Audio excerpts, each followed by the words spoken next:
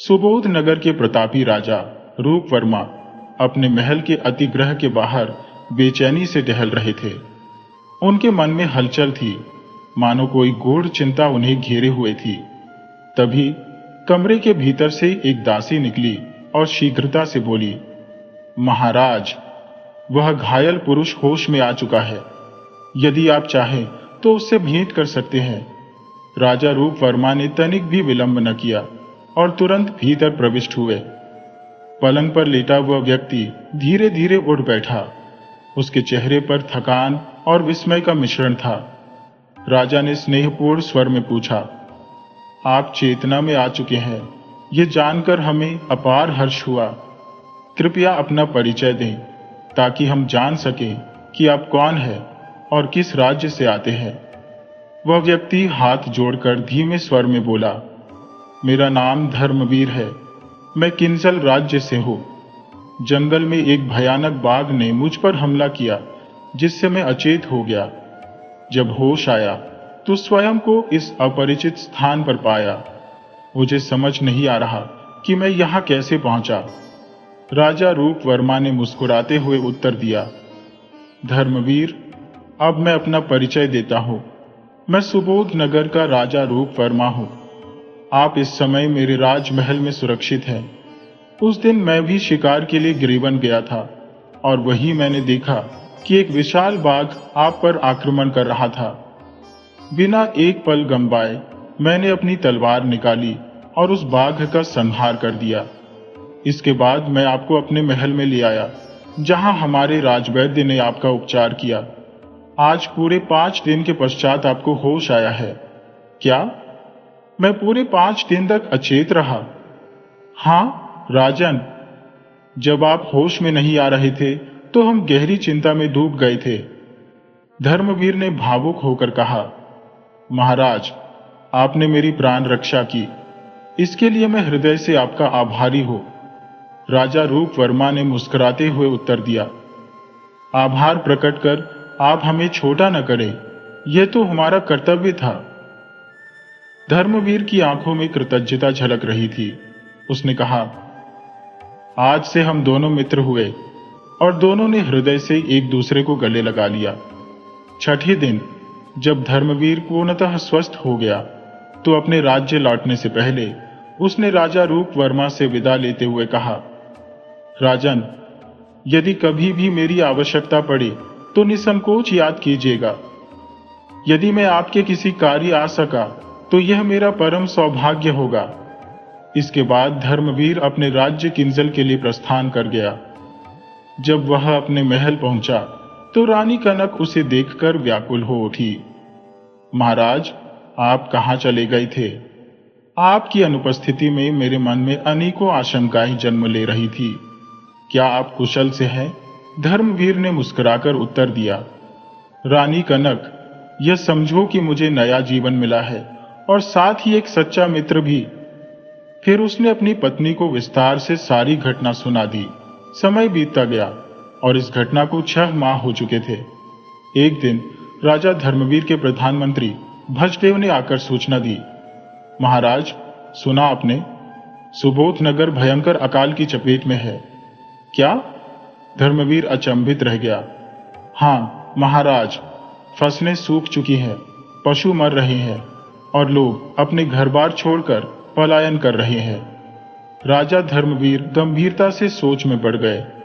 कुछ क्षण विचार करने के बाद उन्होंने आदेश दिया, प्रधानमंत्री जी, तत्काल हर प्रकार की सहायता सुबोध नगर भेजी जाए। ध्यान रहे, सुबोध नगर के राजा रूप वर्मा मेरे परम मित्र हैं।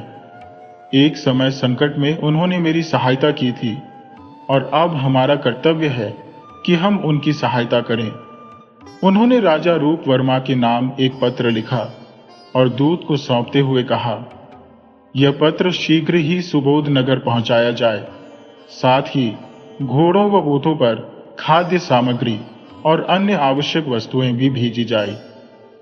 प्रधानमंत्री ने शीघ्रता से उत्तर दिया, जैसा आप आज्ञा दें महाराज। दूत विशाल खाद्य भंडार के साथ सुबोध नगर के लिए रवाना हुआ।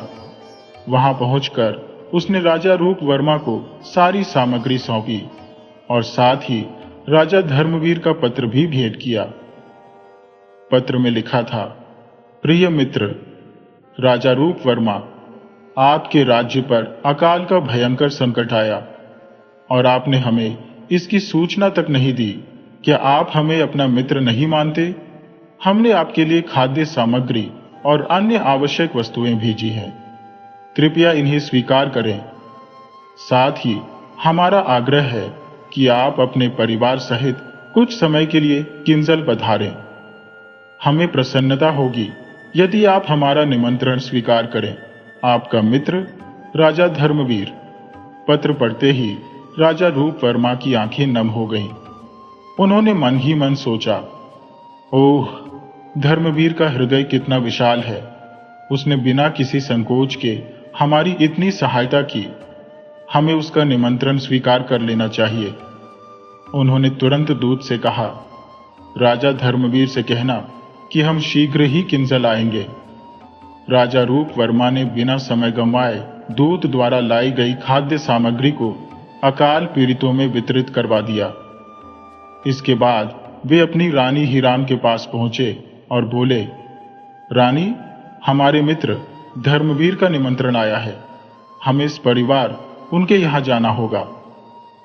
रानी हीराम ने प्रसन्न होकर कहा, ठीक है महाराज, मैं तुरंत तैयारी करती हूँ। अगले ही दिन राजा रूप वर्मा अपनी रानी हीराम और पुत्री स्वर्णा के साथ किंजल पहुंचे। वहां राजा धर्मवीर और रानी कनक ने पूरे सम्मान के साथ उनका स्वागत किया। रात्रि के समय जब राजा धर्मवीर अपनी रानी और पुत्र कर्मवीर को लेकर अतिथि गृह पहुंचे, जहां राजा रूप वर्मा को ठहराया गया था, तो दोनों परिवार बैठकर वार्तालाप करने लगे। इस दौरान रानी हीराम की दृष्टि छोटे राजकुमार कर्मवीर पर पड़ी। वह मन ही मन सोचने लगी, राजा धर्मवीर का पुत्र कितना सुंदर और तेजस्वी है। यदि हमारी पुत्री स्वर्णा का विवाह इससे हो जाए तो यह जोड़ी अत्यंत सुंदर लगेगी।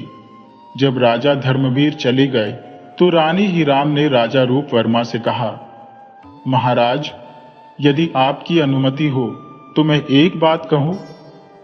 कहो रानी, क्या कहना चाहती हो? रानी हीराम ने मुस्कुराते हुए कहा, महाराज, जब से मैंने राजकुमार कर्मवीर को देखा है तब से मेरे मन में एक विचार चल रहा है। यदि हमारी बेटी राजकुमारी स्वर्णा का विवाह राजकुमार कर्मवीर से हो जाए तो कैसा रहेगा?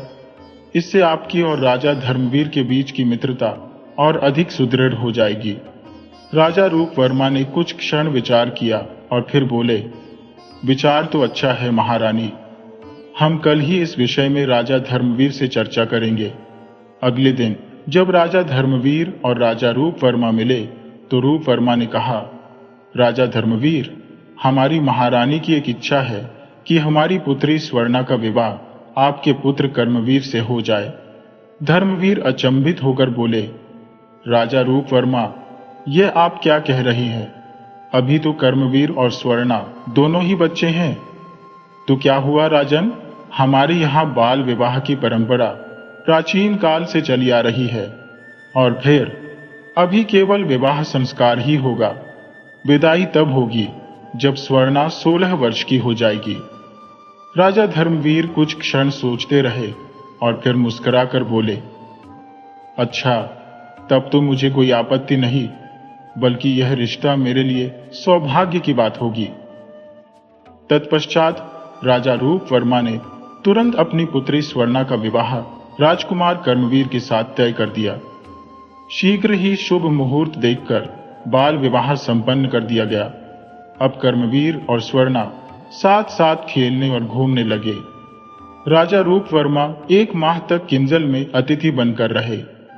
एक दिन उन्होंने राजा धर्मवीर से कहा, राजा धर्मवीर, हमारे राज्य में अब अकाल का प्रभाव कुछ कम हो गया है। इस कठिन समय में आपने हमारी जिस प्रकार सहायता की वह हम जीवन भर नहीं भूलेंगे। अब हमें विदा दीजिए, हमारी प्रजा हमारी प्रतीक्षा कर रही होगी।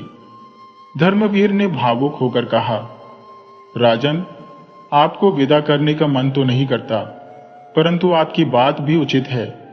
आपकी प्रजा निश्चय ही आपकी राह देख रही होगी, इसलिए हम आपको रोक नहीं सकते। जब राजा रूपवर्मा विदा लेने लगे तो राजा धर्मवीर ने कहा, राजा रूपवर्मा, हमारी बहू स्वर्णा का ध्यान रखना, वह आपकी अमानत के रूप में आपके पास रहेगी। रूपवर्मा ने सम्मान पूर्वक कहा, महाराज, आपका यह आदेश हमारे लिए सर्वोपरि है। इसके बाद राजा रूपवर्मा अपने राज्य सुबोध नगर लौट गए।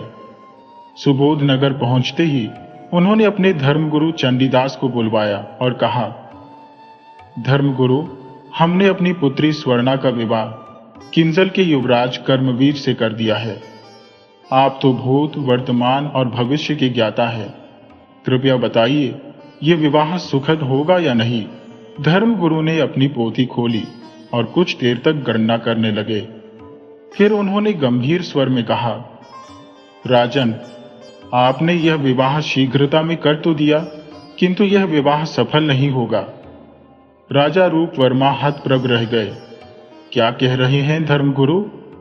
धर्मगुरु ने शांत स्वर में उत्तर दिया, राजन, यह मेरा कथन नहीं, बल्कि ग्रह नक्षत्रों का संकेत है। इस विवाह पर संकट के बादल मंडरा रहे हैं।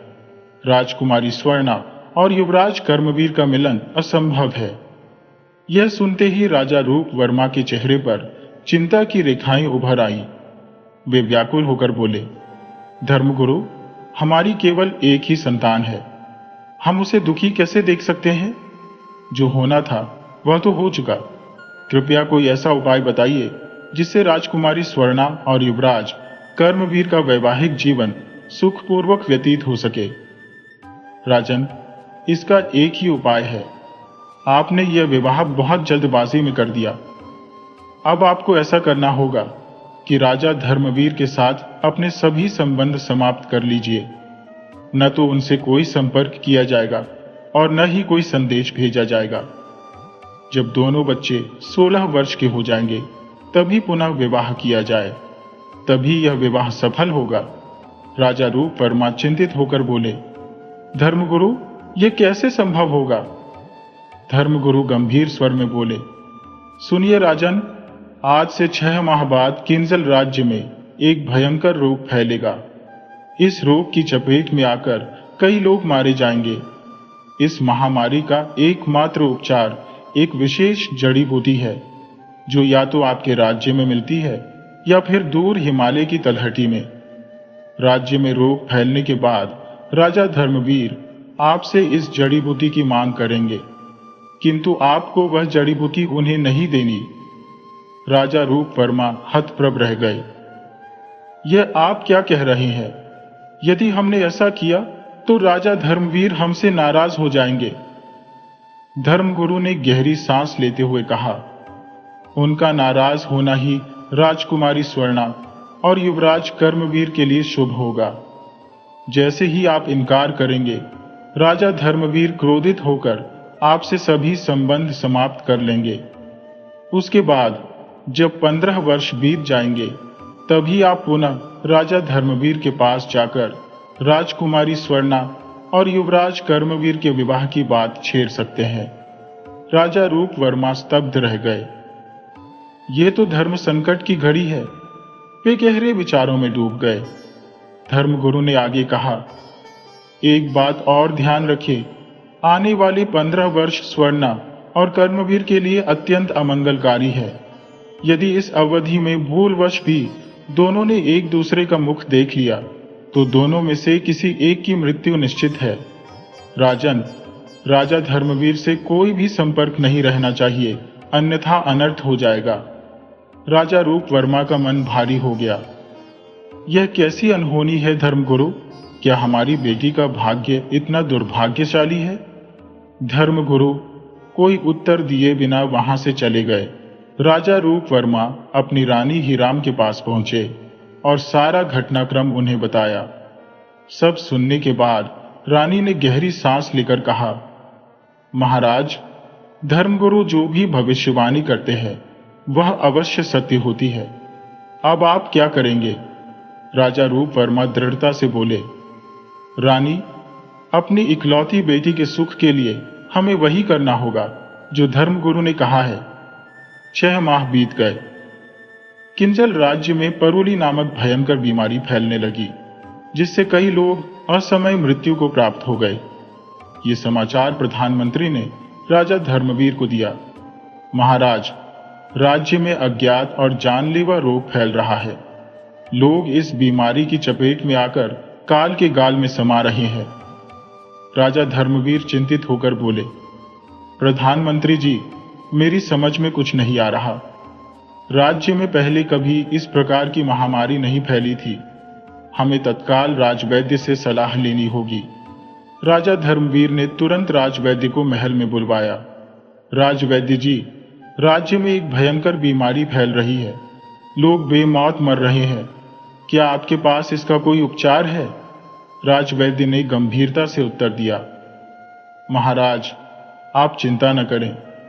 मैं अपनी पुस्तकों में देखकर बताता हूं कि इस महामारी के लिए कौन सी औषधि आवश्यक होगी। राजवैद्य ने अपनी पुरानी ग्रंथों का अध्ययन किया और फिर राजा से कहा, महाराज, इस महामारी को रोकने के लिए केवल एक ही औषधि है, काली जय नामक जड़ी बूटी। राजा धर्मवीर अधीर होकर बोले, राजवैद्य जी, यह जड़ी बूटी कहाँ मिलेगी? राजवैद्य ने उत्तर दिया, राजन, यह जड़ी बूटी केवल 2 स्थानों पर मिल सकती है, या तो सुबोध नगर के राजकीय उद्यान में या फिर हिमालय की तलहटी में। राजा धर्मवीर ने चिंतित स्वर में कहा, हिमालय तो यहां से बहुत दूर है। जब तक वहां से जड़ी बूटी मंगवाई जाएगी, तब तक राज्य में कई और लोग मृत्यु को प्राप्त हो जाएंगे। सुबोध नगर के राजा हमारे मित्र हैं। हम उन्हीं से इस जड़ी बूटी की मांग करेंगे। राजा धर्मवीर ने तुरंत राजा रूप वर्मा के नाम एक पत्र लिखा और उसे दूत को सौंपते हुए कहा, शीघ्र ही सुबोध नगर जाओ और यह पत्र राजा रूप वर्मा तक पहुंचा दो। जो आज्ञा, महाराज। दूत ने सिर झुकाया और पत्र लेकर सुबोध नगर की ओर रवाना हुआ। राजा रूप वर्मा के दरबार में पहुंचकर दूत ने नतमस्तक होते हुए कहा, महाराज की जय हो। हमारे महाराज धर्मवीर ने आपके लिए यह पत्र भेजा है। राजा रूप वर्मा ने दूत से पत्र लिया और मन ही मन सोचने लगे, ओह, परीक्षा की घड़ी आ ही गई। निश्चय ही राजा धर्मवीर ने जड़ी बूटी की मांग की होगी। क्या करूं? इस दूत को क्या उत्तर दूं? रूप वर्मा के मन में उथल पुथल मच गई। उन्होंने सोचा, अपनी बेटी के मंगल हेतु मुझे कठोर हृदय कर जड़ी बूटी देने से मना करना होगा। यही उचित रहेगा, हमारे और राजा धर्मवीर के लिए भी। उन्होंने पत्र खोला और पढ़ना आरंभ किया। राजा रूप वर्मा जी, हमारे राज्य में भयंकर महामारी फैली हुई है। इस महामारी को रोकने के लिए हमें काली जय नामक जड़ी बूटी की आवश्यकता है, जो आपके राजकीय उद्यान में उपलब्ध है। कृपया हमारे दूत को यह जड़ी बूटी सौंप दे। मैं आपका सदा आभारी रहूंगा। आपका मित्र। राजा धर्मवीर। पत्र पढ़ने के पश्चात राजा रूप वर्मा ने गंभीर स्वर में कहा, दूत, इस पत्र के उत्तर में हम तुम्हें एक पत्र लिखकर देंगे। इसे लेकर तुम किंजल पहुंच कर महाराज धर्मवीर को दे देना। जो आज्ञा महाराज। दूत ने उत्तर दिया। राजा रूप वर्मा ने तत्काल एक पत्र लिखा और दूत को सौंप दिया। पत्र लेकर दूत उसी समय किंजल पहुंच गया और राजा धर्मवीर के समक्ष प्रस्तुत होकर पत्र सौंप दिया। राजा धर्मवीर ने दूत से पूछा, क्या तुम सुबोध नगर से काली जय जड़ी बूटी ले आए? दूत ने सिर झुकाकर उत्तर दिया, नहीं महाराज। राजा रूप वर्मा ने आपके पत्र के उत्तर में यह पत्र भेजा है। मैं उसे ही लेकर लौटा हूं। धर्मवीर ने पत्र लिया और पढ़ना आरंभ किया। राजा धर्मवीर, माना कि आप हमारे पुराने मित्र हैं, किंतु इस नाते आपने यह कैसे सोच किया कि मैं अपने खानदानी वृक्ष से वह जड़ी बूटी तोड़कर आपको दे दूंगा? मैं वह जड़ी बूटी किसी भी परिस्थिति में आपको नहीं दे सकता। पत्र पढ़ते ही राजा धर्मवीर के तन बदन में आग लग गई। मेरा इतना अपमान मैंने कभी स्वप्न में भी नहीं सोचा था कि मित्रता का दम भरने वाला रूप वर्मा इस प्रकार आंखें दिखाएगा? क्या उसे लगता है कि जड़ी बूटी केवल उसी के उद्यान में मिलती है? हम अपने सैनिकों को भेजकर हिमालय की तलहटी से वह जड़ी बूटी मंगवा लेंगे। उन्होंने क्रोध में सैनिकों को बुलाकर आदेश दिया, हिमालय की तलहटी से काली जय जड़ी बूटी लेकर आओ। जो आज्ञा महाराज।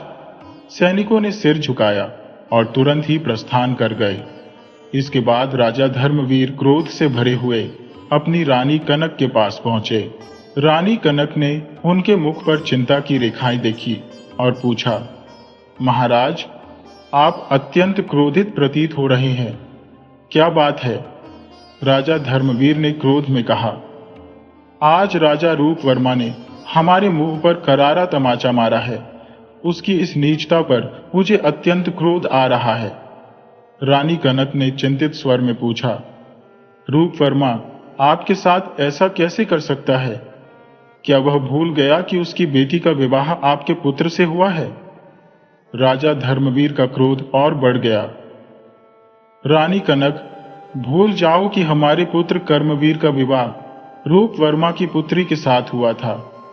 रानी ने चौंक कर पूछा, क्या मतलब महाराज? धर्मवीर कठोर स्वर में बोले, अब हमारे और रूपवर्मा के बीच कोई संबंध नहीं है। हम अपने पुत्र का विवाह किसी अन्य स्थान पर करेंगे। रूपवर्मा अब हमारे लिए पराया है। इसी बीच सैनिकों की टुकड़ी हिमालय की तलहटी में पहुंच चुकी थी। उन्होंने वहां से काली जय जड़ी बूटी प्राप्त की और शीघ्र ही किंजल लौट आए। राज्य में जड़ी बूटी से उपचार आरंभ हुआ। धीरे धीरे महामारी समाप्त हो गई और राज्य पुनः स्वस्थ हो गया। दूसरी ओर राजा रूपवर्मा चिंतित था। मन ही मन सोचने लगा, निश्चित ही राजा धर्मवीर हमसे अत्यधिक रुष्ट होंगे। ऐसे में हमें एक गुप्तचर भेजकर यह अवश्य ज्ञात करना चाहिए कि हमारे पत्र का उन पर क्या प्रभाव पड़ा। रूपवर्मा ने तुरंत आदेश दिया और एक गुप्तचर किंजल पर भेजा। कुछ समय पश्चात वह गुप्तचर लौटकर राजा के समक्ष उपस्थित हुआ। उसने सिर झुकाकर कहा, महाराज, राजा धर्मवीर तो आपका नाम तक अपनी जुबान पर नहीं लाना चाहते। वे आपसे अत्यंत नाराज है। यह सुनकर रूपवर्मा ने स्वयं को समझाने का प्रयास किया।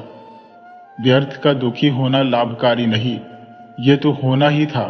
अब तो बस मन को कठोर करके किसी प्रकार 15 वर्षों का इंतजार करना होगा।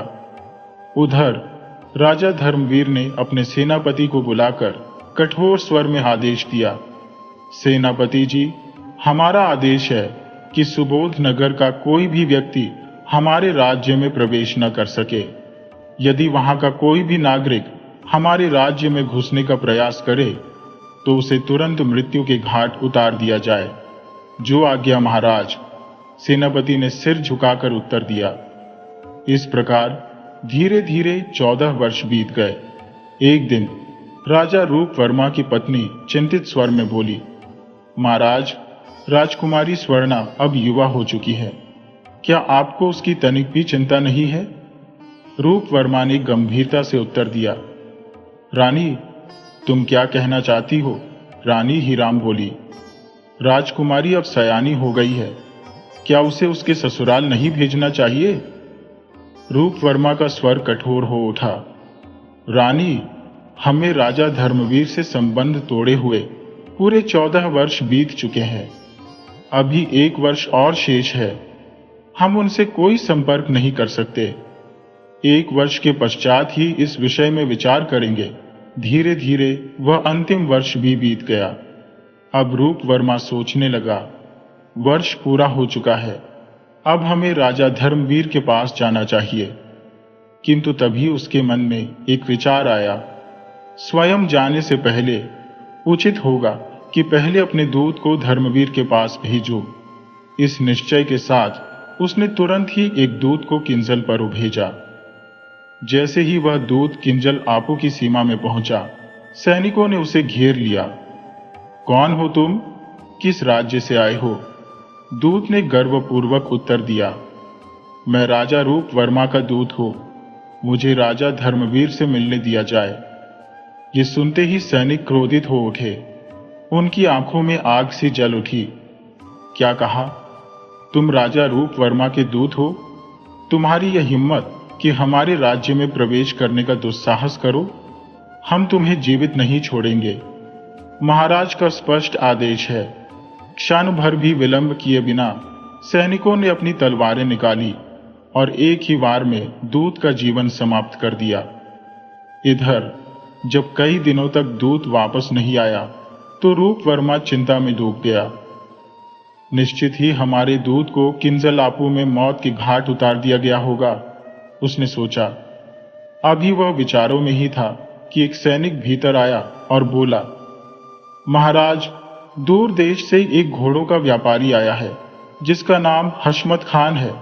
वह आपसे मिलना चाहता है। कुछ ही क्षणों बाद हशमत खान दरबार में उपस्थित हुआ।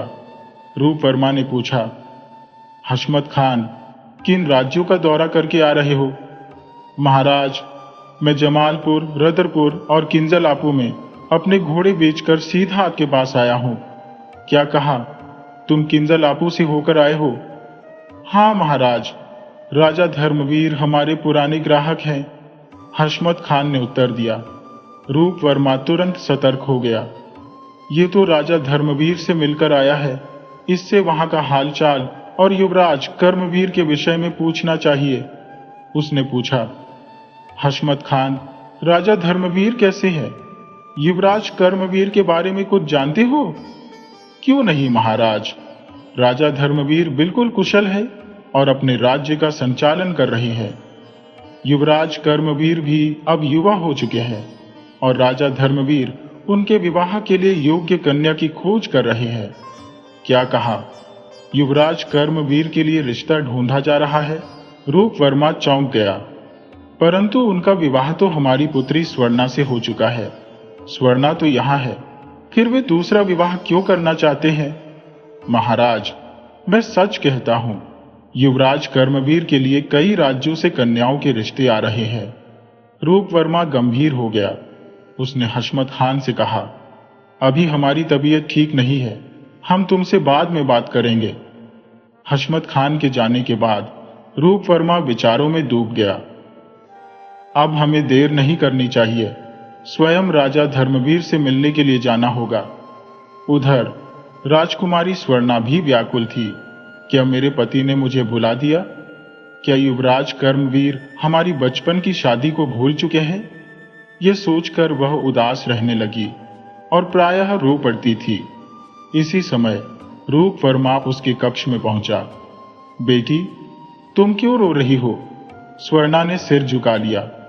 रूप वर्मा ने स्नेहपूर्वक कहा, मैं तुम्हारे दुख को समझता हूं।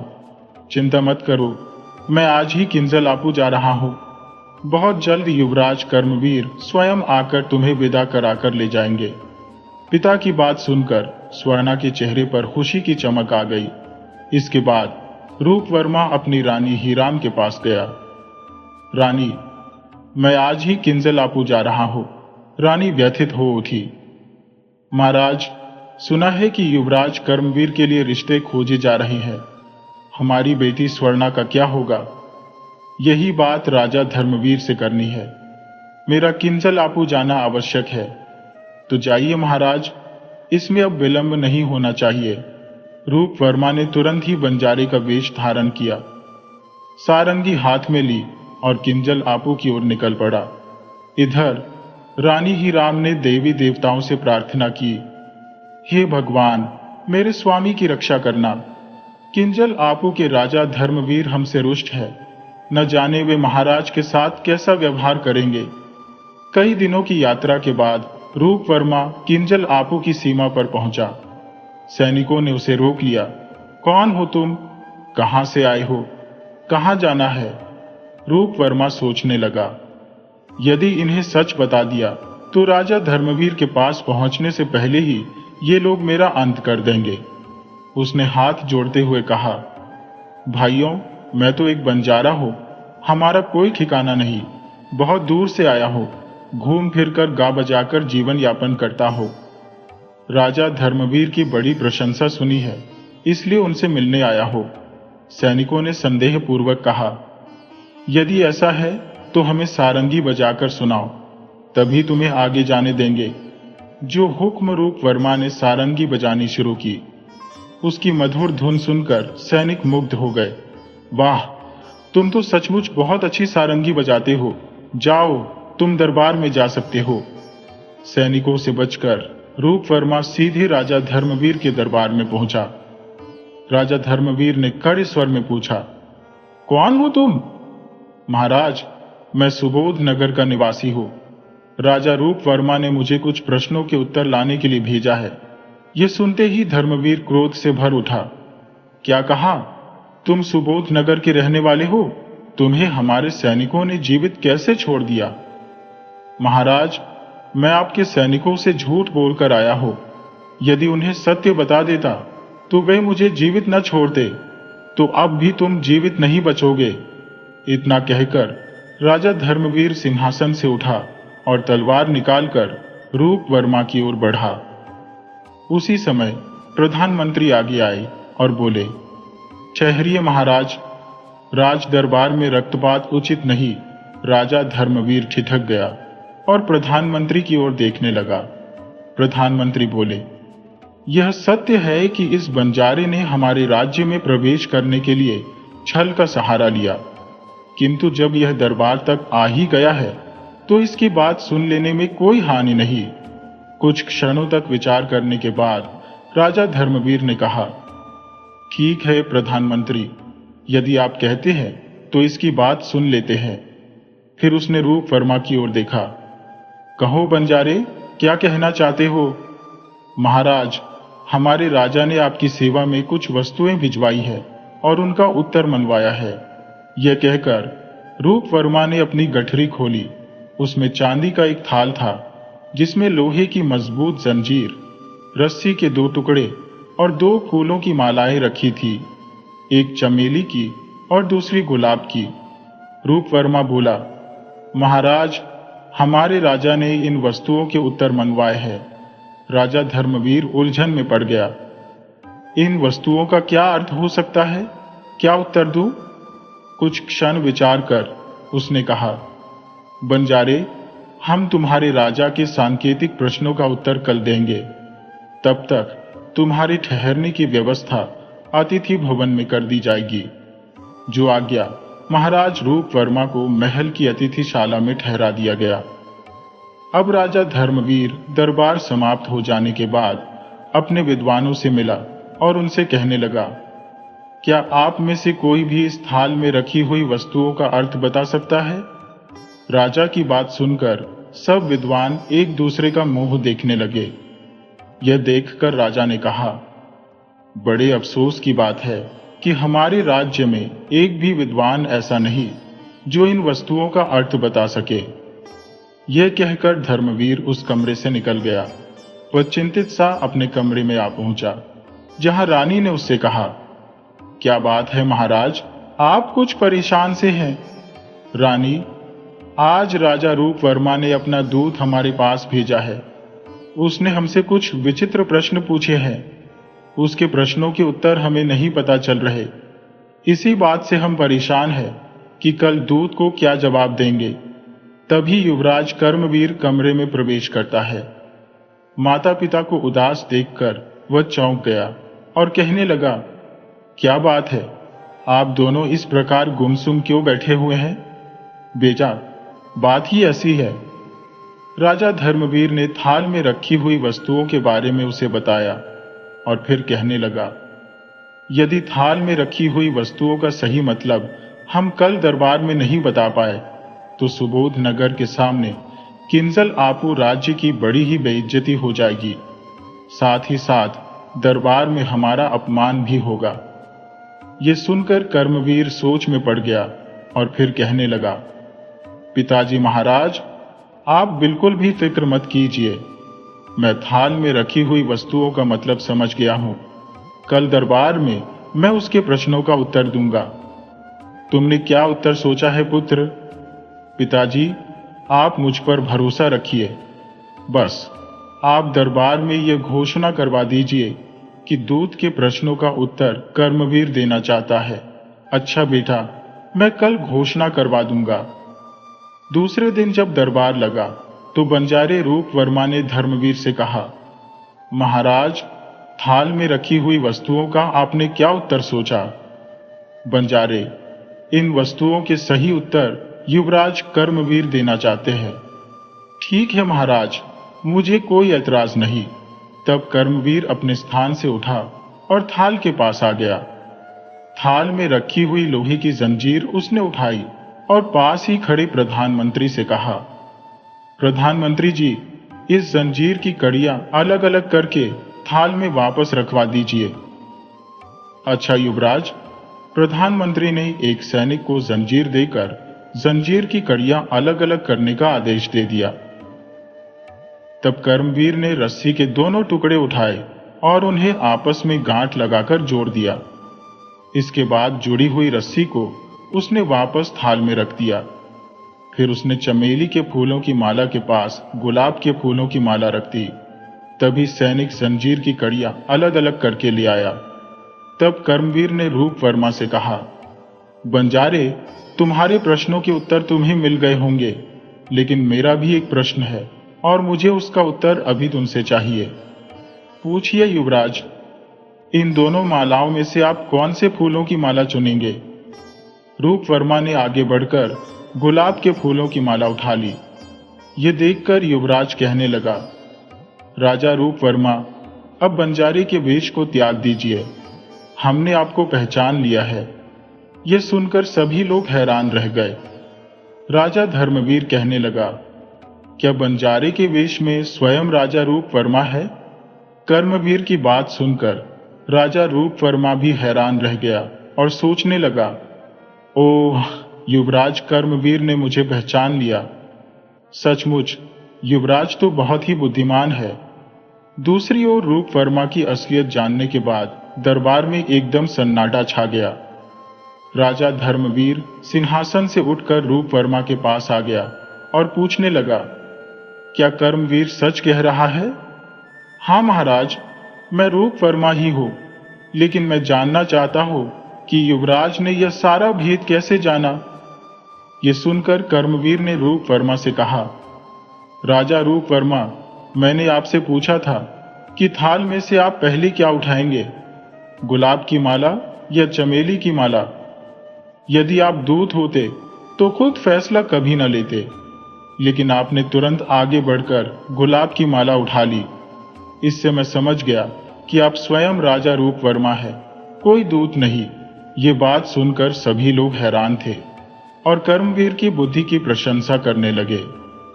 फिर आगे कर्मवीर ने रूप वर्मा से कहा, राजा रूप वर्मा, अब मैं आपके प्रश्नों का विस्तार से उत्तर देता हूं।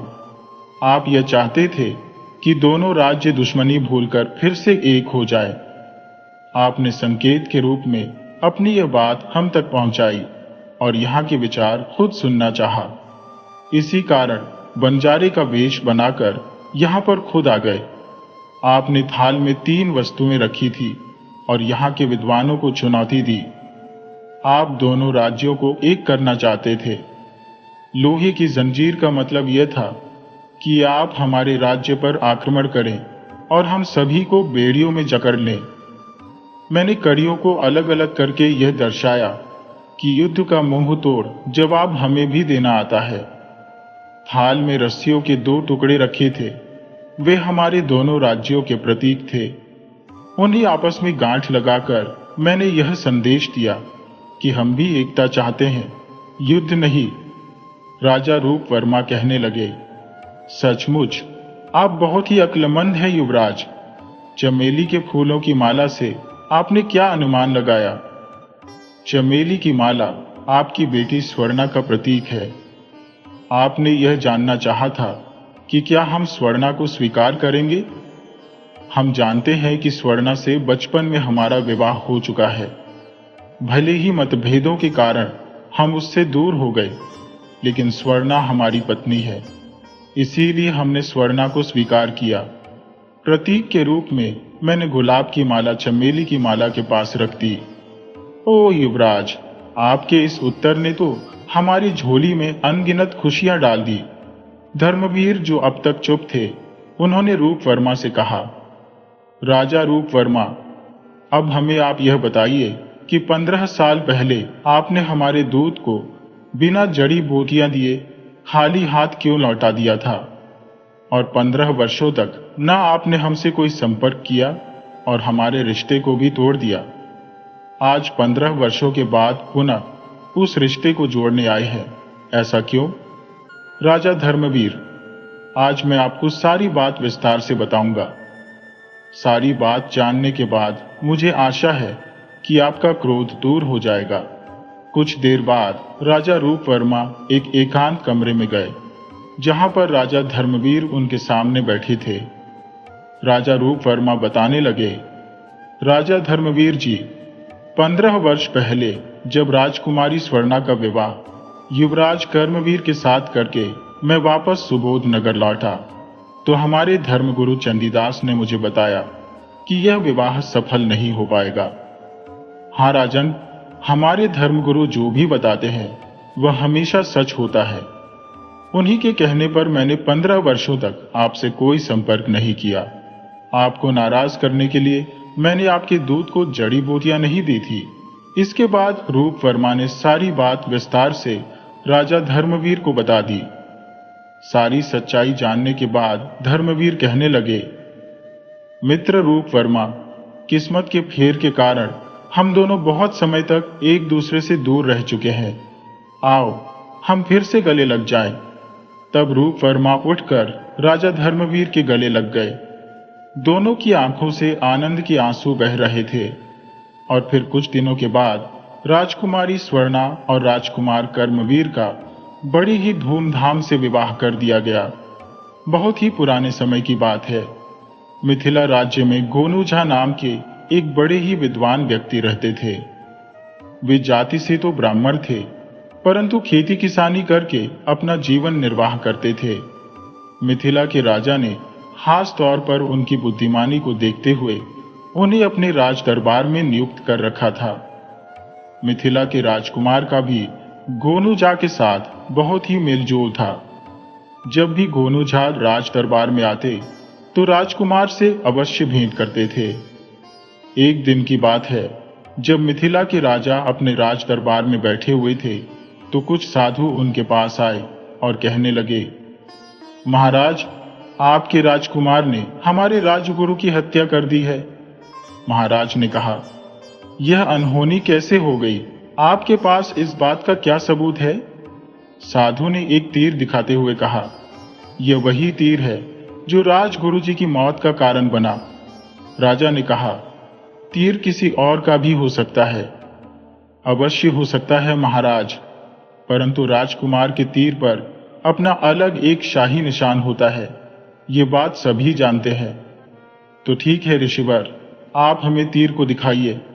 राजा ने तीर को अपने हाथ में लिया और बड़े ही ध्यान से उसे देखने लगे। तीर को देखते हुए राजा ने कहा, हाँ, तीर तो राजकुमार का ही है।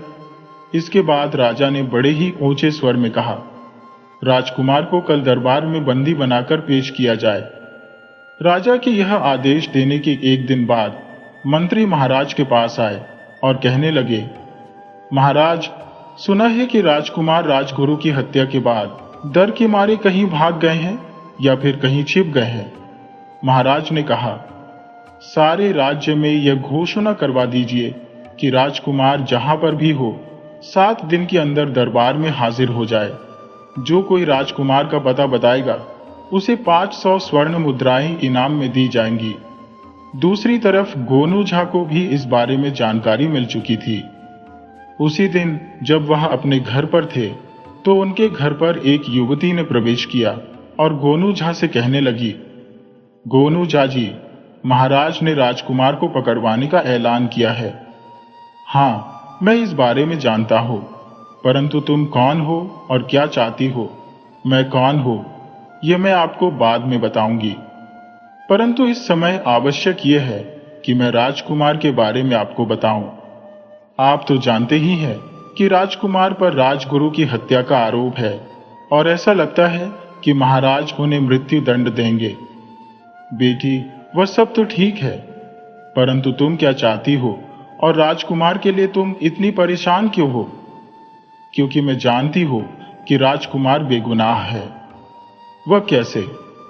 क्योंकि राजकुमार वहां शिकार खेलने नहीं बल्कि मुझसे मिलने के लिए आते थे।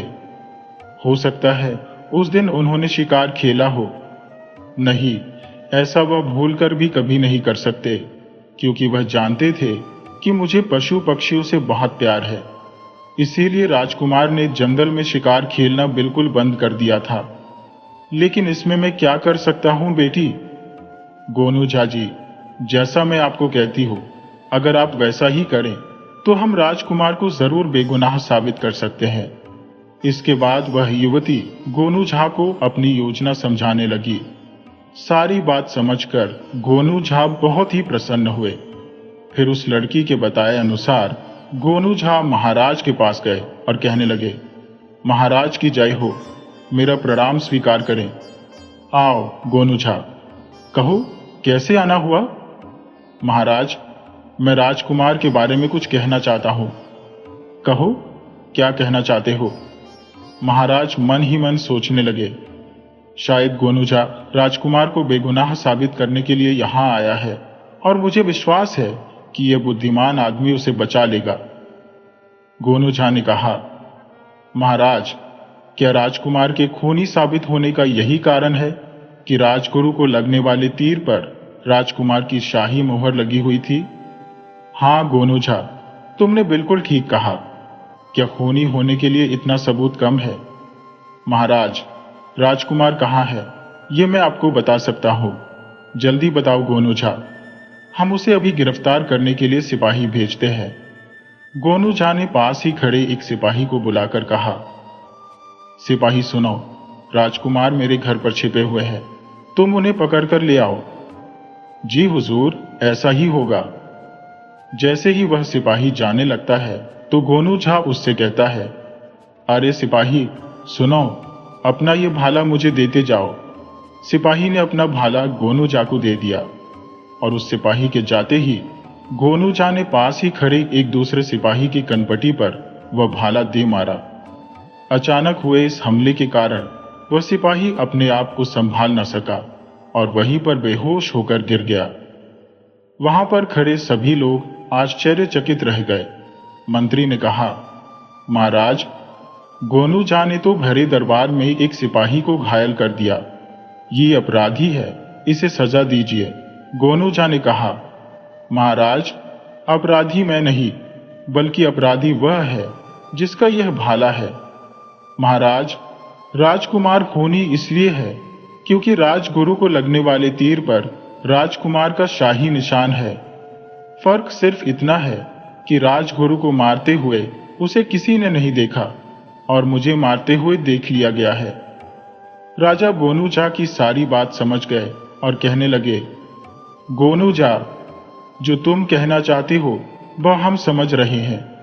इसीलिए हम पहला आदेश वापस लेते हैं और सारे राज्य में यह घोषणा करवाने का हुक्म देते हैं कि राजकुमार जहां कहीं भी हो, दरबार में बाइज्जत पेश किया जाए। शुक्रिया महाराज, अब मैं आपसे आज्ञा चाहता हूं। परंतु महाराज गोनू झा को एक दूसरे एकांत कमरे में ले गए और गोनू झा से कहने लगे, तुमने राज दरबार में राजकुमार को जिस ढंग से बेगुनाह साबित किया वह तुम्हारे सिवा कोई और नहीं कर सकता। हम कितने दिनों से परेशान थे, तुमने हमारी परेशानी दूर कर दी। हम तुम पर बहुत ही खुश हैं। इसके बाद राजा ने गोनू झा को इनाम देते हुए कहा, ये लो 10,000 स्वर्ण मुद्राओं की थैली। कुछ दिन तक यहीं रुको जब तक राजकुमार नहीं आ जाते। शुक्रिया महाराज। कुछ दिन महल में रहने के बाद गोनू झा वापस जाने के लिए महाराज के पास आते हैं। महाराज को परेशान देखकर वह कहने लगा, महाराज, मैं तो वापस जाने की आज्ञा लेने आया था, परंतु आप तो परेशान नजर आ रहे हैं। हाँ गोनू झा, हम राजकुमार के लिए परेशान हैं। राजकुमार अभी तक दरबार में हाजिर नहीं हुआ। तभी गोनू झा के दिमाग में एक विचार बिजली की गति से कौंधा। वह सोचने लगा, हो ना हो उस लड़की को जरूर मालूम होगा कि राजकुमार कहां पर है, जिसे मैं घर पर छोड़कर आया था, जिसने मुझे यह सारी जानकारी दी थी। मुझे अभी वापस जाकर उस लड़की का पता लगाना चाहिए। इसके बाद गोनू झा ने कहा, महाराज, मैं राजकुमार को ढूंढने की कोशिश करता हूं, आप मुझे आज्ञा दीजिए। जाओ गोनू झा, मुझे विश्वास है कि तुम राजकुमार को ढूंढने में जरूर कामयाब हो जाओगे। गोनू झा वापस अपने घर में आ गया और वह उस लड़की के बारे में सोचने लगा। तभी संयोग की बात है, वह लड़की एक बार फिर से गोनू झा के घर पर आ गई। गोनू झा ने उससे पूछा, सुनो बेटी, तुम्हें अवश्य ही पता होगा कि राजकुमार कहां पर है। बताओ, वह कहां है? मैं जानती हूं कि राजकुमार कहां पर है, लेकिन मैं दरबार में जाकर सिर्फ राजा को ही बताऊंगी कि वह कहां पर है।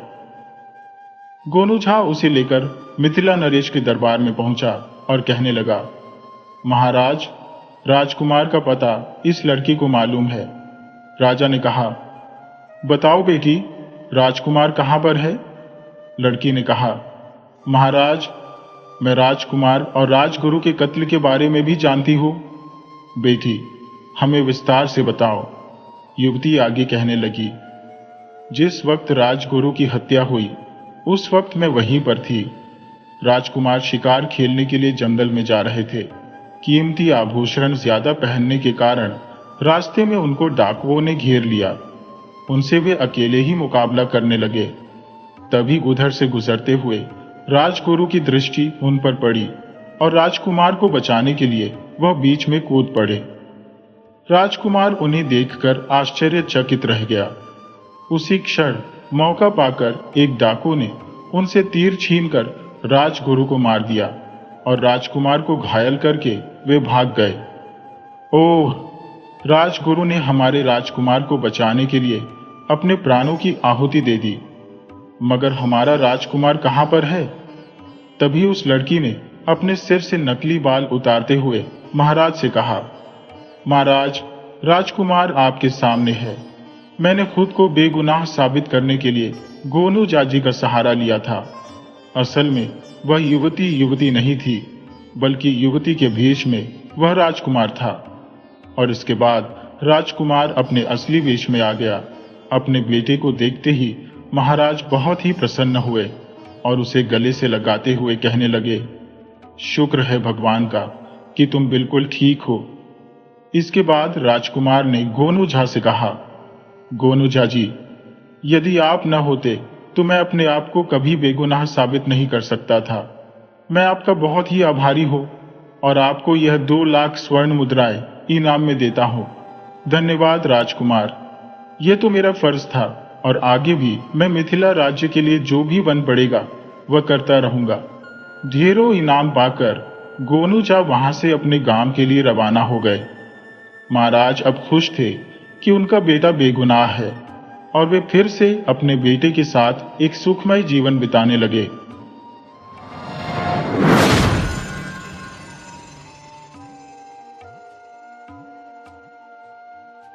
एक बार की बात है, ताजुम नामक एक व्यक्ति के जीवन में एक अद्भुत साल आया। वह साल उसके लिए बेहद भाग्यशाली साबित हुआ, क्योंकि उसकी 5 पत्नियों ने एक साथ थोड़े थोड़े समय के अंतराल पर 5 प्यारे पुत्रों को जन्म दिया। पिता ने उन बच्चों के नाम रखे टापू, तालो, एकपा, खोदा और तातो। ताजुम अक्सर कहा करते थे, बच्चों के रोने की आवाज एक खूबसूरत संगीत है।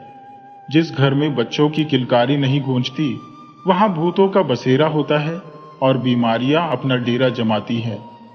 जब बच्चे रोते तो माताएं उन्हें चुप कराने के लिए जोर जोर से चिल्लाती। बच्चे पहले तो डर जाते, समझ नहीं पाते कि यह प्यार की भाषा है या डराने की, लेकिन फिर शायद कुछ सोचकर वे सो जाते। ताजुम उन माताओं को देखकर हंसते और कहते, अरे बेवकूफ औरत, तुम्हें बच्चों को चुप कराना भी नहीं आता, कब सीखोगी तुम? उनके रोने की आवाज से तुम्हारी आवाज और तेज होनी चाहिए। फिर माताएं जोर जोर से गाने लगती। कभी कभी बाहर से आने वाले लोग सोचते कि शायद कुछ अशुभ हुआ है, क्योंकि ये औरतें इतनी जोर से रो रही हैं। लेकिन बस्ती की सभी औरतें ऐसा ही करती थी इसलिए उनके लिए यह एक लोरी बन गई थी। इस तरह ताजुम के घर में बच्चों की किलकारी और माताओं के गाने की आवाजें मिलकर एक अनोखी धुन बनाती थी, जो उस बस्ती की पहचान बन गई। समय के साथ बच्चे बड़े होने लगे। उनका घर, जो बांस, लकड़ी और घास फूस से बना था, ऐसा लगता था जैसे किसी ट्रेन का लंबा डिब्बा हो। एक ही लंबा घर था, लेकिन उसमें सभी पत्नियों के लिए अलग अलग चूल्हे थे। बच्चों के लिए तो यह एक अद्भुत दुनिया थी, जहां इतनी सारी माताएं थी जो उन्हें प्यार करती थी। अगर एक मां ने खाना नहीं दिया तो दूसरी ने खुशी खुशी खिला दिया। अगर एक ने डांटा तो दूसरी ने प्यार से गले लगा लिया। पिता रात को पहली पत्नी के साथ होते, लेकिन सुबह दूसरी, तीसरी या चौथी के साथ नजर आते। बच्चे चौंक जाते और आंखें मीचकर उन्हें देखने लगते। बड़ा लड़का खोदा अब और नहीं रुक सका। उसने भी अपने पिता का अनुसरण करना शुरू कर दिया और हर रात अलग अलग माताओं के साथ सोने लगा। उसकी मां ने चुटकी लेते हुए कहा, देखो, इस लड़के को क्या हो गया है, अपने पिता के पीछे पीछे चलने लगा है। नन्ही खोदा ने भोलेपन से जवाब दिया, पिताजी से तो कुछ नहीं कहती, सिर्फ मुझे डांटती हो। घर में ठहाकों की गूंज सुनाई देने लगी, लेकिन खोदा को समझ नहीं आया कि क्या हो रहा है। अपमानित होकर उसने जोर से रोना शुरू कर दिया, जैसे किसी ने अचानक सन्नाटा बिखेर दिया हो। सभी उसकी ओर प्रश्नसूचक नजरों से देखने लगे। बस करो, जब देखो हंसती रहती हो। बेटी नहीं, बेटा है मेरा। मेरा वंश आगे बढ़ाएगा ये। ताजुम ने बेटे को गोद में उठाते हुए कहा। रूखे बिखरे बाल और छोटी छोटी उत्सुकता से भरी आंखें पिताजी की ओर उठ गईं, जो आग जलाने की कोशिश कर रही थी। उसने सोचा, मैं तो मरने के बाद तितली बनकर जंगल जंगल, पहाड़ पहाड़ उड़ती फिरूंगी। ये थी ऐपा की दीदी आमी, जो समय से पहले ही परिपक्व हो गई थी। एक दिन तापू और ऐपा ने खेल खेल में तातो को एक हल्की सी चपत लगा दी। तातो, जो हमेशा की तरह मस्ती में था, अचानक अपने पुराने अंदाज में हे करके रोने लगा। उसकी मां ने यह देखकर तापू और ऐपा को एक एक चपत लगा दी। अब तो घर में बच्चों के रोने की आवाज से कोहराम मच गया। औरतें एक दूसरे के बाल खींचने और नोचने लगी, और उनके चिल्लाने की आवाज ने बच्चों को मैदान छोड़ने पर मजबूर कर दिया। जैसे ही कोई आता, छोटी चिड़िया की तरह धान चुगने वाली चिड़िया हुर्र करके उड़ जाती, वैसे ही बच्चे भी वहां से तेजी से भाग खड़े हुए। पिताजी ने झगड़े का कारण देख लिया था और अब उनकी खैर नहीं थी। इस बीच ताजुम प्रवेश द्वार के सामने बड़ी पत्नी के चूल्हे पर बैठा हुआ था और बांस का बना हुआ हुक्का खींच खींच कर पी रहा था। बच्चों को भागते देख उसने हुक्का मुंह से हटाया और धुआं छोड़ते हुए दाएं हाथ से दीवार पर टंगा अपना दांव उतारा। एक बार फिर उसने हुक्का जोर से खींचा और धुआं पहले से भी जोर से छोड़ा। फिर उसकी आंखों में एक रहस्यमय मुस्कान छा गई। उसने दांव हाथ में लिया और उसे एक विचित्र अंदाज में लहराते हुए नाचने और गाने लगा। इस तरह उस दिन का माहौल एक अद्भुत नाटक में बदल गया, जहां हर कोई अपनी अपनी भूमिका निभा रहा था। आदि पिता तानी की असंख्य पत्नियों में भी इतना झगड़ा नहीं हुआ। रेत सा फैले उनके वंशों में भी इतना शोर नहीं मचा। फिर यह क्या हुआ? हाँ बताओ, क्या हुआ? हाँ कहो कहो कहो। मेरे दांव की धार से तेज तुम्हारी जुबान, हवा से भी चंचल तुम्हारा मन। कहो कहो कहो न प्रिय पत्नी, ये कौन सी दुनिया तुमने रचा ली? हाँ, कह भी दो मुझसे। ताजुम का वह नृत्य बड़ा भयानक था। उसकी चाल में एक अजीब सा आकर्षण था। दाहिने पांव को उठाकर कुछ इस तरह से पीछे की ओर मोड़ता कि लगता था जैसे उसका शरीर अब मोड़ने को है, परंतु फिर बाएं पैर को वैसे ही उठाते हुए दोनों हाथों को ऊपर उठाकर दाम को लहराने लगता। औरतें सहम गईं। उनको पता था इसके बाद क्या होता है। उनकी रगों में खून ने भी दौड़ना बंद कर दिया था। वे गिरती पड़ती एक दूसरे को धक्का देती जान बचाकर भागने लगी। याजू जरा कमजोर थी, किसी के पांवों तले आ गई और माता सूर्य को भी पुकारने का मौका नहीं मिला कि सब उसे छोड़कर भाग गई। ताजुन के नृत्य में और अधिक भयानकता आती जा रही थी। गाने में उसका उत्साह बढ़ता जा रहा था। बांस का बना घर ताजुन के नृत्य में जैसे वाद्य यंत्र का काम कर रहा था। खूब छान छान की आवाज निकल रही थी। अभी सुबह ही बच्चों के चलने से जो आवाज प्यारी लग रही थी, वही पलक झपकते भयानक संगीत में तब्दील हो गई। याजूम लगभग रेंगती हुई मुर्गी घर में पहुंची कि अंडे सेती मुर्गी को अपनी ही मालकिन दुश्मन नजर आने लगी और उसने याजूम पर ताबड़तोड़ आक्रमण कर दिया। बेचारी भली औरत चिल्लाती हुई नीचे ढलान पर से लुढ़कती हुई मकई वाले बागान में पहुंच गई। इधर बाकी औरतें घर से कुछ दूरी पर की झाड़ियों में सब की सब एक साथ छुप गई। वे कान लगाकर पति की आवाज को सुनने लगी। वे अपने हृदय को भी धड़कने से रोकना चाहती थी। कौन जाने कब ताजुम उसकी धक धक को सुन ले। कुत्तों को क्या हो गया था उस दिन कि अपने ही अन्नदाताओं पर अलग अलग आवाजों में भौंक रहे थे। सुअरों को भी शायद लगा हो कि आज उनकी मालकिनें झाड़ियों में ही रसीला भोजन खिलाएंगी। सच तो माता सूर्य ही जानती है। वे शीशी कहकर उन्हें भगाने की जितनी कोशिश करती, वे फिर उन्हीं के पास वापस लौट कर आते। तीसरी वाली ने सामने पड़ी लकड़ी उठाई। हवा की गति से वे जिद्दी पशु भाग खड़े हुए। ताजुम ने बहुत जोर से हो की आवाज निकाली तो उन्होंने अनायास एक दूसरे के हाथों को जोर से थाम लिया। बिना कुछ कहे वे एक दूसरे की संबल बन गई। उन्हें उस वक्त ऐपा की मां की याद आई।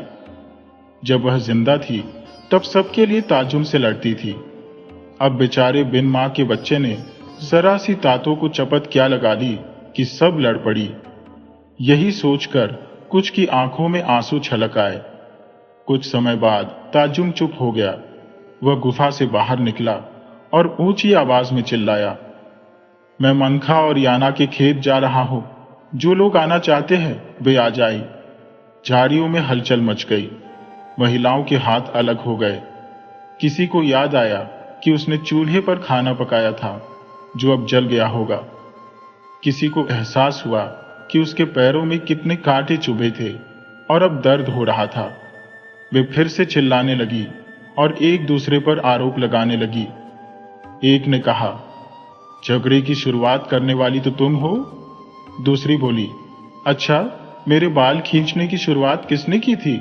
रिनी मन ही मन सोच रही थी, मां सूर्य तुम्हारा बहुत बहुत धन्यवाद। ताजुम अब खेत गए हैं। मैं जल्दी से उनके पीछे जाऊंगी वरना कोई और चला जाएगा। शाम को जब वे साथ में वापस आएंगे तो मैं उन्हें नहीं देख पाऊंगी। उफ, ईर्ष्या कितनी बुरी चीज होती है। रिनी से पूछो तो। संगलो नदी के किनारे निश्चिंत बालक हंसी के ठहाकों से गूंजती नदी में खेल रहे थे। उनकी जल क्रीड़ा से उठने वाली आवाजें कल कल बहती संगलों के स्वर से मिलकर मां की मधुर लोरी की तरह गूंज रही थी। पांचों नन्हे मानो नदी की गोद में किलकारियां भर रहे हो। उन सभी बच्चों ने नग्न शरीर धारण कर रखा था।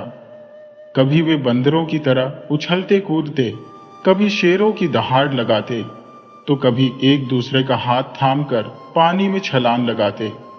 इस मस्ती के संगीत में पक्षियों का मधुर कलरव भी मिलकर एक अद्भुत राग छेड़ रहा था।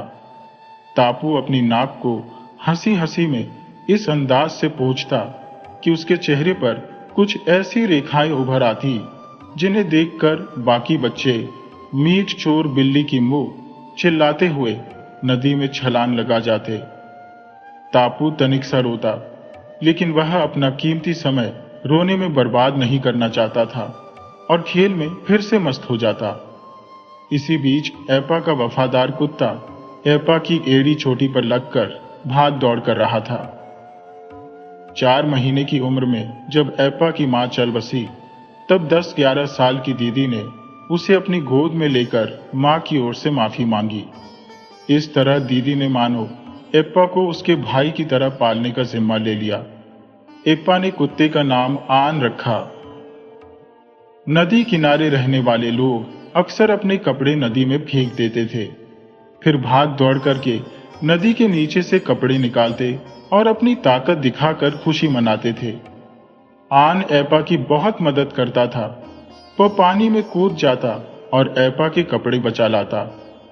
एक दिन तातो का कपड़ा पानी में बह गया, जिसे कोई बचा नहीं पाया।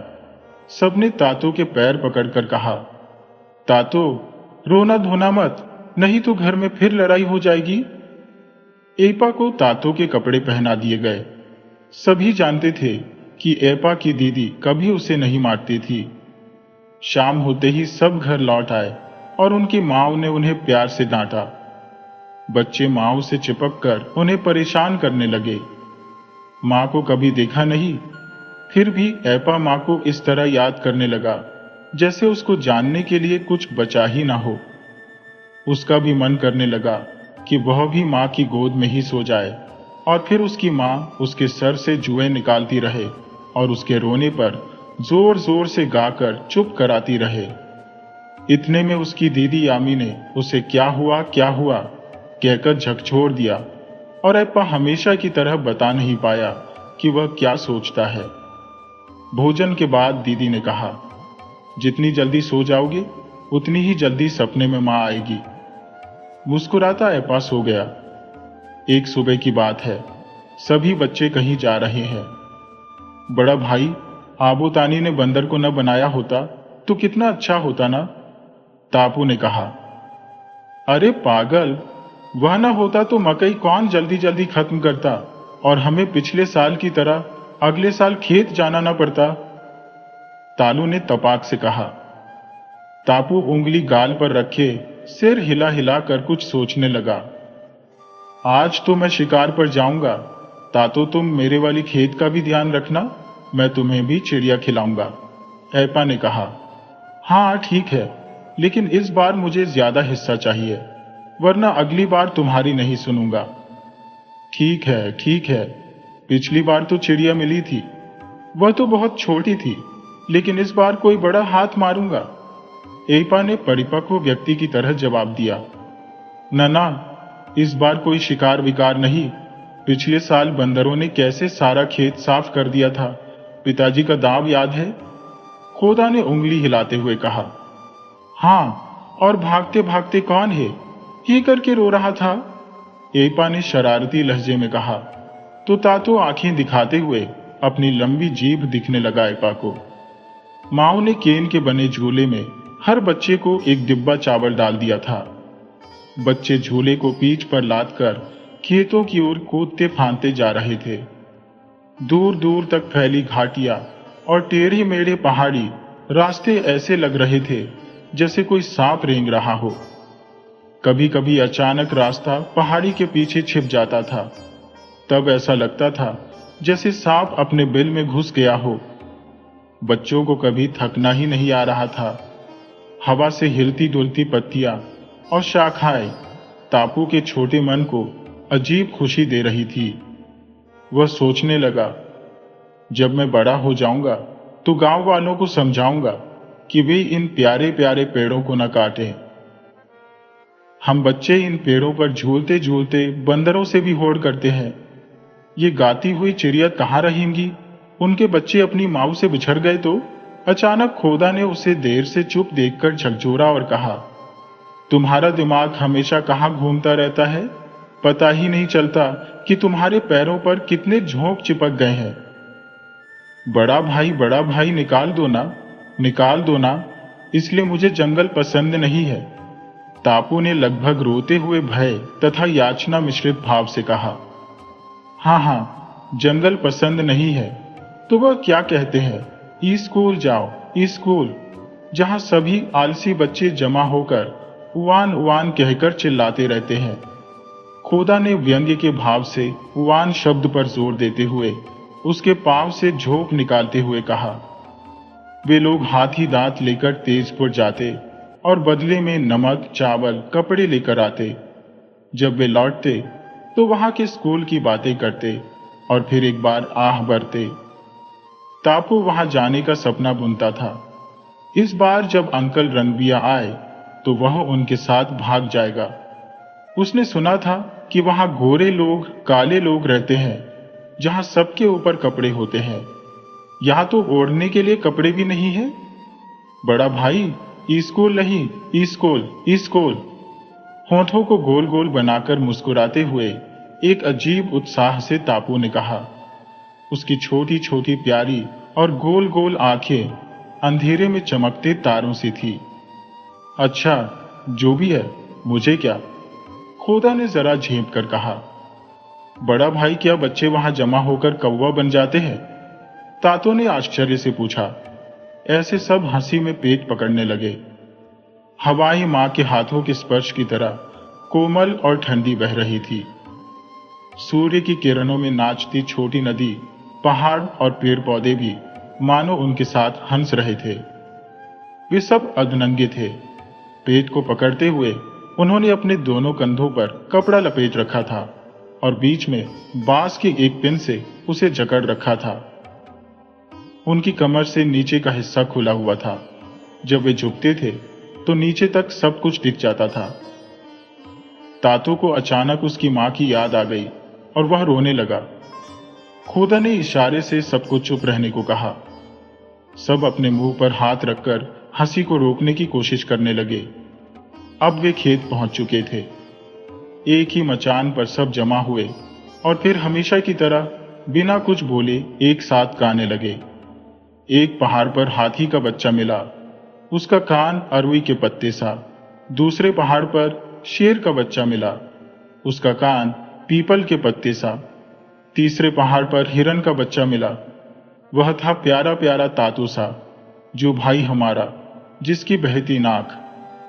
फिर सब गाते बजाते और नाचते कूदते अपने अपने मचान पर जाने लगे। खेतों की रखवाली करते हुए बंदरों के साथ दिन भर बिताना आसान नहीं होता था। भले ही लहराते धान और मकई के खेत कितने ही खूबसूरत क्यों न दिखते हो, छोटा तापू जैसे ही खेत पहुंचता उसका मन करता कि वह स्कूल की ओर दौड़ पड़े और शोर मचाए। उसने अपने पिताजी से सुना था तेजपुर स्कूल के बारे में, जहां पहुंचने में 10 दिन और 9 रातें लगती हैं। नमक लेने जाते समय पिताजी के पैर कैसे छिल गए थे, वह भूला नहीं था। फिर भी उसे वहां जाना था, किसी भी तरह। वहां एक जानवर रहता था जिसके बड़े से पेट में घुसकर लोग जहां चाहे जा सकते थे। उसने उस तेजी से दौड़ने वाले जानवर का नाम याद करने की बहुत कोशिश की, पर याद नहीं आया। नीचे की ढलान पर एक छोटी सी नदी बहती रहती थी। बच्चे वहीं से पानी लाया करते थे। छोटे छोटे हाथों में कटे हुए बांस जब पानी लेकर मचान तक पहुंचते, तब तक वे पसीने से तर हो जाते। दूर से देखने पर पहाड़ हमेशा खूबसूरत ही दिखते हैं, पर पास से उनका सामना करने पर बड़े बड़ों को भी डर लग सकता है। बच्चों को जंगल में खेलना बहुत अच्छा लगता था। तालू और ऐपा तो हमेशा पिताजी के साथ शिकार पर जाने का सपना देखते रहते थे। इस वादी में उनकी आवाज गूंजती रहती थी। वहां के कण कण उन्हें पहचानते थे।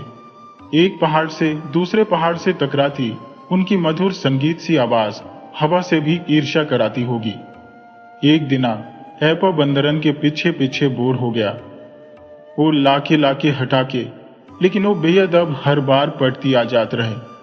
ओ पत्थर फेंके के, ओ पत्थर फेंके, ओ जीभ दिखा के, ओ जीभ दिखा।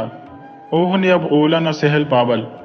ओ ही खोद चिल्लात चिल्लात खोदा के मचान पर चढ़ गए। ओन्ही के बीच में खाना फूसी भइल। ओ उत्साहित भइल, तातो दूध बनेल गईल। ओ मैका के गाछ काट के हुक्का बनाइल। तातो बाप जी की तरह ओके मुंह से लगा के जोर से खींचल, फिर आंख बंद करे के धुआं छोड़ल, मानो कि सच में हुक्का पी के मजा ले रहल बाटे। ओ धीरे धीरे आंख खोलल आ, हल्के से दूगो भाई लोग की ओर देखल। तब दोनों के भरोसा भइल कि ई परिपक्व दूत बाढ़। तातो हुक्का लेके पीठ पर 2-4 गो छोट छोट कद्दू रख के तापू और तालू के मचान की ओर चलल गई। हाँ हाँ, हम तुम्हें दूर से देखकर ही समझ गए थे कि तुम लड़की का रिश्ता लेकर आ रहे हो। तालू ने अपना सीना तान कर कहा। लड़की के बाल कंधे से नीचे तक तो आ गए हैं ना? तापू ने पूछा। हाँ, तभी तो रिश्ता लेकर आया हो। उन्होंने ये कुछ मीर भेजे हैं। तातो ने कद्दू की तरफ उंगली करके कहा। उनके पास हमें देने के लिए काफी मालाई तो है ना? तालू ने कुछ उत्सुकता से पूछा। हाँ हाँ, उनके पास तो बहुत सारी मालाएं, थाली माज है जो नेम नेपा से लाए थे। अच्छा, कितने मिथुन लगेंगे? तापू ने पूछा। वह तो आप लोग लड़की वालों से मिलकर ही तय करो, मैं तो उनका दूत हूं। तातो ने गंभीरता से जवाब दिया। लड़की का दाम भी तो अलग से लगेगा। तालू ने दोनों हाथों को फैलाकर लापरवाही से कहा। वे कुछ देर लेटकर सुस्ताए, फिर उनके अनुसार अब सुबह हो चुकी थी, सो तातो चल दिया उन्हें आने का न्योता देकर। रास्ते भर तातो सोचता जा रहा था, बाराती आएंगे तो दूध का हिस्सा कम से कम एक मिथुन तो जरूर होगा, उससे कम लूंगा भी नहीं। अब तापू और तालू ने मीच के रूप में कद्दू को झोले में डाला, पीपल के पत्ते को पंखा बनाया, मुंह में मकई की डंडी से बना हुक्का, ककड़ी के ऊपरी हिस्से में छेद करके रस्सी घुसाई। अब दोनों उसे मिथुन के रूप में घसीटकर पारंपरिक विवाह गीत गाते हुए इधर से उस तरफ वाले मचान पर जा रहे थे। मिथुन तो लड़की खरीदने के लिए है, लड़की उसी की ही तो बहन थी। मिथुन ने ही तो वादा किया था बहन के काम आएगा इस तरह, और बन गई जानवर छोटी बहन को छोड़कर एक दिन वह।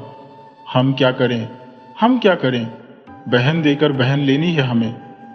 तालू ने गीत छेड़ा और तापू अपने बड़े भाई के पीछे पीछे चल रहा था।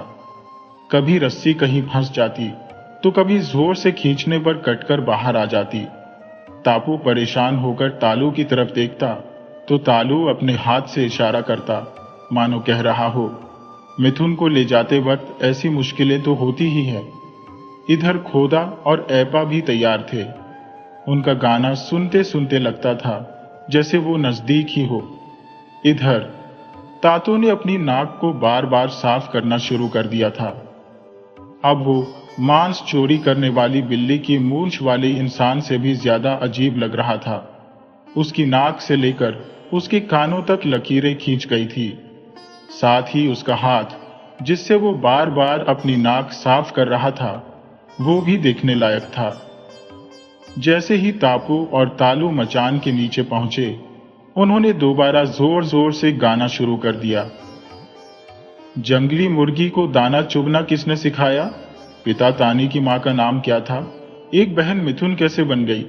क्या तुम्हारे घर में वह दम है जो हमारे लाए सामानों का बोझ सह सके? अरे अरे बेशर्म, डरपोक, घर में जाकर तो पूछ। ऊपर से जवाब आया। पानी के कुछ छींटे तापू और तालू के सर पर पड़े। खोदा और ऐपा जानते थे कि ये कोई टोना टोटका करके आए हैं, कहीं वे अपना होश खोकर ज्यादा मालाई न दे दे उन्हें। बाराती का कोई भरोसा नहीं। सो उन्होंने कुछ बुदबुदाया और पानी बारातियों पर फेंक दिया। अब बाराती घर में प्रवेश कर सकते थे। कहाँ के बानों से सूत ओढ़े ककोड़ियां लटकी हुई थी। ऊपर ऊंचे पर ऊंचे कद्दू ही कद्दू झूल रहे थे। कटी बांस की टोकरियां मकई के पौधे से पट्टी हुई थी। जली हुई मकई बड़े स्वाद से खाई जा रही थी। और अब विवाह के प्रस्तावों की बात चल रही थी। दुल्हन का मूल्य 3 मिथुन तय हुआ और बाकी भेंटों का दाम 10 मिथुन, जो वे लड़की को ले जाने के समय उसके साथ ही लेंगे। अब वह घास के फूस के बने मचान के नीचे से पत्थर का एक टुकड़ा उठा लाया और कहा, ये हमारे आदि पिता तानी के जमाने का माज है, जो 4 मिथुन के बराबर मूल्य का है। एपा मुस्कुराते हुए कोने में रखे कपड़े के पीछे से एक भुट्टा लेकर आई। उसके लंबे सुनहरे बाल हवा में लहरा रहे थे। उस पर जंगली फूलों की मालाएं सजी हुई थी। उसने भुट्टे को प्यार से उनके हाथों में दिया और बोली, ये हमारी प्यारी बेटी है, देखो हमने इसे कितनी सारी मालाएं पहनाई है। क्या यह सुंदर नहीं है? बगल में बैठा बुढ़िया टुकुर टुकुर देखता रहा, बिना कुछ बोले। विदाई का पल आ गया और रोना धोना शुरू हो गया। अचानक बुढ़िया जोर जोर से चिल्लाया, अरे अरे, बंदरों ने क्या किया है? देखो देखो। सबके दिल धड़क गए। वे इतने मग्न थे कि उन्हें कुछ पता ही नहीं चला था। बंदरों ने पूरे खेत को उजाड़ दिया था। बंदर चीख चीख कर उनके भाग्य पर हंस रहे थे। अब उन सब की खैर नहीं थी। किसी के मुंह से एक शब्द भी नहीं निकला। चेहरे हवा में उड़ रहे थे। वे सभी बंदरों से कम नहीं लग रहे थे। जल्दबाजी में बंदर ने दुल्हन को 2 टुकड़ों में काट दिया। एक टुकड़ा तापू को दिया और खुद दूसरा खा गया। बुढ़िया ने पूजा शुरू कर दी। माता सूर्य, तू हमें बचाना। तू सबकी प्यारी माता है, सबकी तू दोस्त है सच्ची। डर लगता है, हाँ सच्ची, पिताजी के तेज धार वाले चमचमाते लहराते दांव से। अंधेरी रात में जब घर लौटने का समय आ गया तो लोगों के पांव मानो जड़ हो गए। वे चुपचाप चल रहे थे, सिवाय तातो के, जो फूट फूट कर रो रहा था। है। उसकी रोने की आवाज किसी को सुनाई नहीं दे रही थी। हर कोई बचने की किसी न किसी तरकीब के बारे में सोच रहा था, लेकिन क्या वे बच पाएंगे? हमें तो ऐसा नहीं लगता। वो काला दिन अब बीत चुका था और आज का दिन कितना सुहाना था। माता पिता घर पर थे और उनकी मौजूदगी से बच्चों की दुनिया फिर से सज गई थी। हर पल कुछ न कुछ खाने को मिलता रहता था और भले ही कैसी भी मुसीबत हो, वे खेलना नहीं भूलते थे। खासकर ऐपा, चुपचाप रहना उसके लिए तो नामुमकिन था। उनकी दुनिया फिर से हंसी खुशी से भर गई थी। ये घाटी हमेशा उनकी शरारतों से गूंजती रहती थी। इसी पीपल के पेड़ ने हवाओं के साथ मिलकर उन्हें अपनी मीठी छाप दी थी। बच्चों के रोने, चिल्लाने और हंसने की आवाज सुनकर ताजम हमेशा बिना दांत दिखाए मुस्कुराता रहता था। तातो, तू आगे आगे रेंग कर जा और देख, वह लोमड़ी है या हिरण? हम तेरे पीछे पीछे आ रहे हैं। एपा ने बाएं हाथ से पीछे आ रहे तालू को आगे ना आने का इशारा करते हुए धीमी आवाज में कहा। तातो धीरे धीरे झाड़ियों के भीतर रेंगता हुआ जा रहा था। उसके पीछे पीछे एपा का कुत्ता कूं कूं करता चल रहा था। वह झाड़ी सबको बचाया करती थी, परंतु आज न जाने कौन, कहां से एक मरा सड़ा हुआ कुत्ता इधर ही फेंक गया है। हो, लोमड़ी है या हिरण? मर गई, कहता हुआ तातो पीछे मुड़ा। कुत्ता ऐपा और तालू को रौंदता हुआ बाहर भागा। पीछे झाड़ी में ऐपा और तालू पेट पकड़ पकड़ कर हंस रहे थे। धान कूटती तातो की मां वहीं से चिल्लाई, ऐपा और तालू का काम है मेरे भोले बच्चों को सताना। आ बाहर आ, मैं बताती हूं तुम्हें, वह लोमड़ी है या हिरण। जल्दी निकल बदमाश। गुस्से में वह लाल हो गई। उसने जोर जोर से छाती पीट पीट कर कूदना शुरू कर दिया। सब बाहर दौड़कर आ चुकी थी तब तक। आज गांव में धरती पूजन हुआ था, सो कोई भी गांव वाला खेत पर नहीं गया था। धान कूट कर रखना या कल कूटने के लिए आज सुखा कर रखना सबको जरूरी लग रहा था। गांव के हर घर में से धान कूटने की आवाजें आ रही थी। पूजा का दूसरा दिन सबके लिए फुर्सत का हुआ करता है। गांव के बड़े बुजुर्ग बच्चों को आबूतानी की, अनाथों की कहानियां सुना रहे थे। नाक पोंछ पोंछ कर, तो कोई दादा के पांव में सर रखकर, तो कोई लेटे लेटे सुन रहा था। सबकी नजरें सुनाने वाले